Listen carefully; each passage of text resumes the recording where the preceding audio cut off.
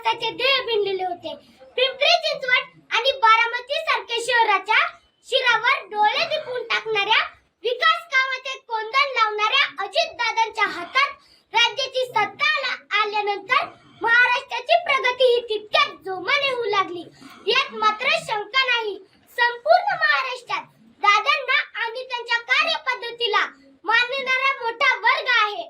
चुकीच्या कामांना दादा परखडपणे विरोध करतात, तर लोकोपयोगी कामात अडसर आली तर त्यांचा परखडपणा कामात दिसतो. काम झाल्यानंतर त्यांचे महत्त्व व दादांची कल्पक दृष्टी लोकांना समजते. महाराष्ट्रातील सर्वात कार्यक्षम नेता कोण, तर ते अजितदादा पवार होय.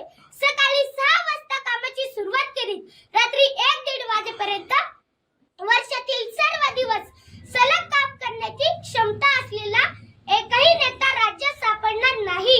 प्रचंड प्रवास, दिवसभरात हजारो लोकांना भेटणे, अधिकाऱ्यांच्या सलग बैठका घेणे, अशी सगळी कामे दादा तितक्याच कार्यक्षमतेने करत होते. म्हणूनच मी म्हणेन, अशा अनेक गुणांनी संपन्न असलेले माझे दादा एक अद्भुत रसायन होते. अजितदादा हे दूरदर्शी वास्तुक विशारद होते. बारामती, पिंपरी चिंचवड अशा शहरांना घडवत असताना सोना ज्याप्रमाणे दागिन्याची कलाकुसर करतो, त्याच बारकाईने प्रकल्पाच्या अंमलबजावणीवर लक्ष ठेवले. या प्रकल्पाच्या भव्यतेमुळे ही शहरे आज महाराष्ट्रात एक नवीन ओळख निर्माण करीत आहे.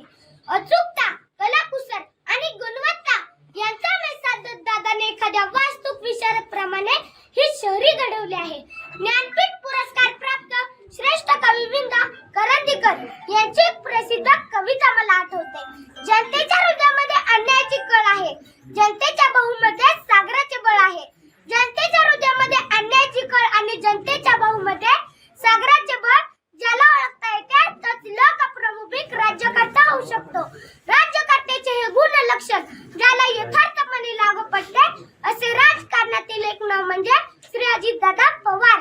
महाराष्ट्राचे माजी मुख्यमंत्री वसंतदादा नाईक यांच्यानंतर महाराष्ट्राच्या राजकारणात दादा म्हणून मिरवण्याचा मान मिळाला तो फक्त अजितदादांनाच. आपला स्पष्ट वक्तव्यपणा आणि सडेतोड वक्तृत्वाने महाराष्ट्राला हलविणारे दादा कडे आदर्श म्हणून पाहतो. म्हणूनच अजितदादा यांच्या बाबतीत म्हणावे लागेल, you can love him, hate him, but you can't ignore him. तुमच्यासारख्या आणि माझ्यासारख्या असंख्य व्यक्तींचा आदरवड असलेल्या दादांना माझ्या शब्द रूपातील श्रद्धांजली मी पुढील काव्यात व्यक्त करतो. हिमालयही थरथर कापतो जेव्हा सह्याद्री उभी राहते, वादळांनाही थांबावे लागते जेव्हा सिंह चालू लागतो. जेव्हा नेतृत्व दादांकडे येते, तेव्हा महाराष्ट्र सुद्धा वेगाने दौडू लागतो.